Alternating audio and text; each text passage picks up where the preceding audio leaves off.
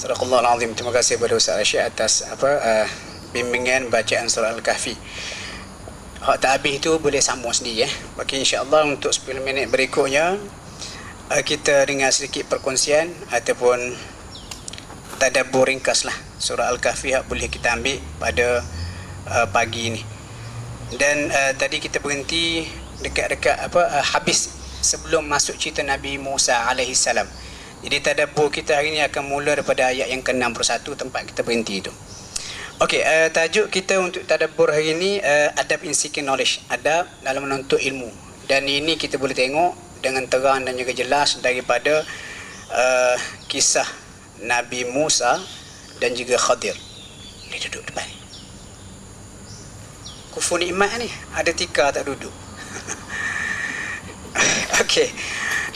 Kita tahu cerita Khadir dan juga Musa ni, kenapa Allah Ta'ala cerita benda ni kepada kita dalam Al-Quran, sebab Nabi Musa ditegur oleh Allah Ta'ala. Cerita dia, satu hari baginda berucap kepada kaum dia Bani Israel, lalu ditanyakan kepada baginda, siapa yang paling alim? Lepas Nabi Musa kata, aku yang paling alim. Dia tidak sandarkan alim ataupun berpengetahuan itu kepada Allah. Lalu Allah Ta'ala nak tegur, nak didik Nabi Musa dan juga kita semua. Allah kata ada seorang lelaki yang lebih berpengetahuan daripada kamu dalam setengah isu. Dia tinggal di tempat pertemuan dua laut. Lalu Nabi Musa dengan merendah diri, dia keluar. Okey, adab yang pertama pada ayat yang ke-61 tu, ilmu kena dicari. Kena keluar cari ilmu. Sebab dalam ayat tu kalau kita baca, Nabi Musa kata apa? Dia kata, وَإِذْ قَالَ مُوسَى لِفَتَاهُ. Ingat bila Musa berkata kepada murid dia, dia kata, لَا أَبْرَحُ حَتَّى أَبْلُغَ الْمَجْمَعَ الْبَحْرَيْنِ أَوْ أَمْضِيَ حُقُبًا. Aku tak akan berhenti sehingga aku jumpa tempat pertemuan dua laut. Kalau tak jumpa, أَمْضِيَ حُقُبًا, aku akan teruskan perjalanan hukub. Hukubah tu satu tempoh masa yang lama. Jadi pengajaran di sini, adab yang pertama secara ringkas, kita tuntut ilmu kena keluar cari. Jadi setengah orang tu tak ada apa-apa halangan, duduk di rumah panggil guru datang ke rumah, itu bersalahan dengan adab menuntut ilmu. Jadi kalau guru datang ke rumah, ilmu dapat juga, tapi kemungkinan besar barakah, berkat ilmu tu tak dapat, sebab dia tak merasa kesusahan keluar mencari ilmu. Okey, yang kedua, ayat 62. 62 tu bila Musa meneruskan perjalanan dengan murid dia, dia pun rasa lapar. Dia kata, atina ghada'ana, bawa datang makan kita tu. Pengajaran pada kita, menuntut ilmu, keluar menuntut ilmu, kena ada bekal. Kena ada bekal. Contoh kita daripada kampung datang ke UA, belajar menuntut ilmu, kena ada bekal. Tak kira bekal tu duit bulanan mak ayah kita ke, ataupun PTPTN ke, beasiswa dan sebagainya. Kemudian seterusnya, kita tengok juga dalam kisah ini bagaimana Musa diiringi oleh fatahu, pemuda ataupun murid dia yang dikatakan namanya Yusha alaihissalam, Yusha bin Nun, yang mana kemudian selepas kewafatan Harun dan juga Musa, Yusha ni Allah Ta'ala lantik sebagai Nabi. Dan itulah kita tengok tradisi ilmu. Biasanya murid yang berkhidmat kepada guru, kepada seorang ulama, lepas ulama tu meninggal, murid ni akan naik darjat, dia pula jadi ulama. Maksudnya dalam menuntut ilmu, pada peringkat, pada tahap seorang murid, dia kena berkhidmat kepada guru dia. Kenapa dalam berkhidmat tu bukan dia khidmat semata-mata jadi orang gaji, tetapi perjalanan yang dia lalui bersama guru tu, dia akan dapat banyak manfaat-manfaat.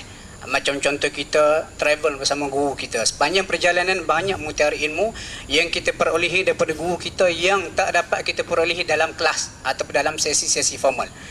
Itu yang seterusnya, bila Musa dah bertemu dengan Khidir, itu ayat 66. Bila Musa bertemu Khidir, antara adab menuntut ilmu lagi, kena minta izin.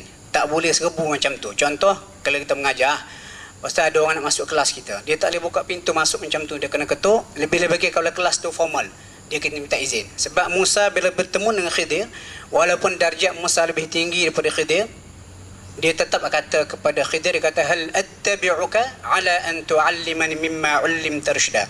Boleh ke tidak aku nak ikut kamu supaya kamu boleh ajar pada aku apa-apa yang Allah Ta'ala ajarkan kepada kamu. Kemudian ayat ke-70. Ayat 70, guru berhak untuk letak syarat. Guru berhak letak syarat. Dia kata apa syarat dia? Kata apa? Dia kata kalau kamu ikut aku, kamu tak boleh bertanya apa aku buat sehinggalah aku explain. Maksud syarat aku, condition aku, kamu nak belajar dengan aku, kena sabar. Jangan cepat nak melenting, nak tanya sebelum sampai masa. Dalam konteks kita, bila kita seorang guru, kita boleh letak syarat kepada pelajar kita. Contoh kelas saya kata kepada student saya 15 minit saja. 15 minit saya kunci pintu. Kita berhak untuk tentukan syarat itu. Contoh kita boleh sebut ke dalam kelas kita online. Masuk kelas saya kata proof of attendance, awak kena buka video. Tak buka video, saya remove awak dikira sebagai absent. Itu syarat kita. Kita boleh letak syarat tu. Dan itu hak kita sebagai guru. Dan murid kena comply. Jadi Nabi Musa dia comply. Okey, itu yang keseterusnya. Kemudian ayat 76, kalau kita perhati, Musa selepas dia berulang kali melakukan kesilapan, mempersoalkan tindakan Khidir, bila dah sampai kali yang kedua, dia kata apa? Dia kata in sa'altuka an syai'in ba'daha fala tusahibni. Kalau lepas ni lah wahai Khidir, kalau aku persoal lagi tindakan kamu, tak apalah mu ada hak untuk reject aku.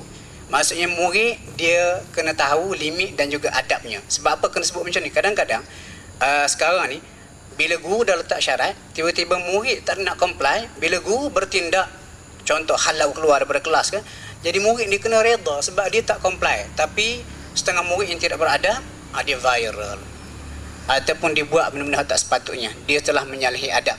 Dan tuan-tuan, adab ni penting. Adab ni umpama gelas, ilmu umpama air. Apa guna air banyak kalau sekiranya tak boleh disimpan dalam gelas? Sebab gelas ni bila kita masukkan air, kita boleh simpan, kita minum sikit-sikit. Jadi adab itu seperti bekas yang menyimpan air. Jadi kalau air itu banyak macam mana sekalipun, kalau tidak ada bekas yang menyimpan, dia tidak berguna, habis macam tu. Okey, kemudian selepas kita kata tengok lagi adab, pada pihak guru pula Khidir, lepas dia buat 3 tindakan dia yang menimbulkan tanda tanya kepada Musa tu question pada masa tu, sebagai guru dia kena cerita hikmah atau dia kena explain. Dia tak boleh contohnya kita kata masuk, kita explain satu benda, lepas tu murid tanya, kita kata pandai-pandai mula cari sendiri. Tak boleh. Sebab apa? Kemungkinan pelajar yang tidak mendapat bimbingan akan tersalah faham konten ilmu yang disampaikan. Sebab tu di akhir pengembaraan ini kalau kita tengok, Khidir dia explain apa hikmah, hak mula-mula sebab apa aku buat, yang kedua, yang ketiga dan sebagainya. Kemudian seterusnya, antara ni bahagian favourite saya lah. Kalau baca surah Al-Kahfi, tengok ayat 82. Apabila Khidir menerangkan kepada Musa, dia kata, kenapa Musa aku tegakkan dinding tu, aku tegakkan dinding nak runtuh? Katanya Khidir, sebab dinding tu dimiliki oleh anak yatim, dan di bawah dinding tu ada harta terpendam untuk mereka. Lepas tu disebut lagi wa kana abuhuma salihah, dan ayah kepada anak yatim ni dulu adalah orang saleh. Tuan-tuan kalau belajar tafsir, kalau kita baca ayat tu, Allah kata wa ammal jidaru fa kana li ghulamain yatimain fil madinati wa kana tahtahu kanzul lahumā. Lepas tu perkataan wa kana abuhuma salihah tu kalau belajar tafsir dipanggil jumlah i'tiradiyah, ayat luar. Hak Allah masukkan pada ayat tu. Sebenarnya kalau tak ada frasa wa kana abuhuma salihah tu, ayat tu difahami. Contoh, adapun dinding itu menjadi milik anak yatim di negeri ini, di bawahnya ada harta terpendam, dan Tuhan mereka nak mereka dewasa lalu mereka keluarkan harta itu. Tanpa masukkan frasa ayah mereka dahulu orang saleh, ayat ini difahami. Tetapi hikmahnya kenapa Allah Ta'ala masukkan frasa dan ayah dia dulu orang saleh? Katanya para ulama tafsir, ayat tu dimasukkan untuk menambah nilai. Kandungan ayat tu nak cerita kepentingan ibu bapa yang saleh. Lepas tu pernah berlaku dialog ataupun debat lah antara puak-puak Khawarij. Khawarij ni dia mula-mula sokong Sayyidina Ali. Lepas tu dia tak puas hati dengan tindakan Sayyidina Ali, sebab Sayyidina Ali mengalah kepada Muawiyah dalam satu peristiwa. Mereka pun beramai-ramai keluar parti, tak sokong Sayyidina Ali. Lepas tu mereka memerangi Sayyidina Ali. Lalu Hasan bin Ali pergi jumpa dengan puak-puak Khawarij. Lepas tu dia bertanya puak-puak Khawarij ni, dia kata, kenal tak siapa tok aku? Kenal. Tok aku siapa? Muhammad sallallahu alaihi wasallam. Dia ni orang baik, orang jahat. Tok kamu orang saleh, Rasulullah. Kenal ada ayah aku siapa? Ayah kamu Ali bin Abi Talib. Adakah dia ni orang saleh? Ya, orang saleh. Soalan aku pada kamu, kenapa Allah selamatkan harta terpendam yang menjadi milik anak yatim tu? Kenapa? Lepas tu jawab puak-puak Khawarij, mereka ni alim. Dia kata kerana salehnya ayah budak yatim berdua. Lalu katanya Hasan bin Ali, ayah aku orang soleh, tu aku orang soleh, tergamuk kamu nak melawan orang soleh. Jadi berikutan hujah itu ada segelintir besar lah. Ada sebahagian besar ada pokok khawarij akhirnya kembali ke pangkal jalan menyokong Saidina Ali, ataupun kata baliklah kepada pangkal jalan.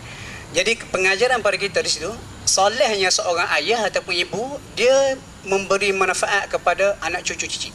Dalam kes tu, kalau sekiranya budak anak yatim tu, ayah dia dulu orang biasa, bukan orang soleh, kemungkinan besar dinding tu akan jatuh, lalu terkeluar harta terpendam, habis disapu oleh penduduk negeri tu, lalu budak berdua ni tak dapat apa-apa bahagian. Tetapi kerana ayah dia dulu orang soleh, maksud dia hidup dahulu buat baik, soleh, tak buat jahat dan sebagainya, bila harta dia hampir terbongkar, nak dirampas oleh penduduk negeri ini, Allah Ta'ala hantar Khidir untuk selamatkan harta tu. Jadi Pak ni ada pengajaran antara saya paling suka lah dalam cerita ni. Ceritanya mengenai soleh. Soleh kita ni memberi manfaat kepada anak cucu cicit kita. Lepas tu kita jangan harapkan anak je soleh, mak, ayah, hantu raya. Kita kena soleh, sebab soleh kita tak akan turun ke bawah sehingga beberapa generasi. Lepas tu kita tengok ramai lah para ulama. Contoh di Kelantan ada Tok Kenali. Lepas tu ada seorang artis tahun 90-an, popular lah artis ni, Bok Lokman. Dia ni pengurus pengurus kumpulan Wings. Lagu Taman Rashidah Utama tu lirik dia ni di akhirnya kita kata kembali ke pangkal jalan baik, balik semula jadi orang baik, kata tinggalkan dunia hiburan. Jangan ingat dia hijrah kerana trend. Kita kena tengok tok dia siapa. Jadi tok dia dulu, kita kata Tok Kenali tu bukan orang calon-calon orang soleh Tok Kenali turun ke bawah. Dan kalau di Kelantan ni ada satu family yang cukup ideal. Family ni dipanggil nama tokoh ni Abdullah bin Saleh bin Tok Kenali. Jadi Bok Lokman tu kayaknya cucu cicit anak beranak dia lah. Abdullah ni dia ada 12 orang anak. 12 orang anak. Dan 12 orang anak dia ni tak silap saya semua lah PhD holder dalam bidang agama. Anak kita tengok family ni sangat ideal. Dengan kita kata solehnya ayah dia orang soleh, lepas tu family dia anak beranak semua kita kata sarjana belakalah kita kata dalam bidang agama. Bila kita cek balik, tok dia siapa? Jadi pengajaran bagi kita kena jadi soleh. Kita buat sebaik mungkin, solehnya kita, insya-Allah lepas kita mati anak cucu cicit kita akan dapat manfaat. Dan terakhir sekali tuan-tuan, sebelum kita berhenti, soalan ni mesti Dr. Fuzi suka ni. Adakah Nabi Khidir hidup lagi? Agak-agak hidup lagi tak? Dr. Fuzi hidup? Ada jumpa? Belum jumpa lagi belum sampai makam dia. Benda ni memang diperselisihkan oleh para ulama. Ada yang kata Khidir hidup lagi, ada yang kata mati lama dah. Saya secara peribadi, kita teliti nas hujah-hujah. Hak kata hidup lagi, ada kata hak mati dah. Bila kita teliti hujah-hujah yang mengatakan Khidir ni hidup ataupun mati, hujah yang mengatakan Khidir lama dah mati lebih kuat. Dia bersandarkan banyak benda lah, ayat Quran, hadis dan sebagainya. Maka kalau pihak yang kata Khidir masih lagi hidup, hujah dia tak berapa nak kukuh. Kemudian kalau kita kata Khidir masih lagi hidup, apa faedah dia untuk umat Islam? Dia kata boleh ditemui oleh sebahagian orang soleh. Jadi tak ada manfaat juga besar jugalah kalau sekian dia tu hidup, sebab tak dapat memberi manfaat. Dan satu lagi kita bimbang bila kita pegang kata Khidir ni hidup, pada tahap ilmiahnya kita bincang sekadar fakta ilmu. Tapi kita risau ada pihak-pihak yang jahil ni yang kata menjadikan Khidir tu sebagai sumber ilmu dia buat benda pelik. Kita bertanya, mau belajar pasal apa? Aku belajar daripada Nabi Khidir. Jadi akhirnya dia terpesong jauh. Jadi kesimpulan dia, tetapi berdasarkan penelitian pada nas, kita dapati Khidir ni mati lama dah. Cerita dia Allah Ta'ala sebut sekali ni je dalam surah Al-Kahfi. Lepas tu tak ada tempat lain. Ada riwayat kata Khidir jumpa dengan Nabi, Khidir dan sebagainya, jumpa dengan wali-wali, orang soleh. Itu sekadar cerita-cerita yang tidak ada pembuktian kokoh daripada nas. Tapi kalau tuan-tuan rasa nak pegang kata Khidir masih lagi hidup, tak ada masalah. Malaysia negara demokrasi, anda bebas memilih. Cuma prioriti dia kisah Khidir dan Musa, bukan Khidir hidup lagi ke tidak. Itu salah prioriti. Prioriti dia adab menuntut ilmu yang kita bincang ini. Allah alam, rasa cukup untuk pagi ini. InsyaAllah kita jumpa bulan depan. Dan InsyaAllah kita akan buat jadual siapa akan bimbing qarinya. dan siapa akan bagi tadabbur, dan kita akan bagi tajuk siap-siap. InsyaAllah bila siap jadual untuk nanti, kita akan share dengan semua Selpak members supaya mudah ataupun kita boleh sebarkan ke lain, nampak Selpak ni sistematik ataupun organize dalam menganjurkan program. Secukup untuk hari ini atas berkafarah surah Al-Asr.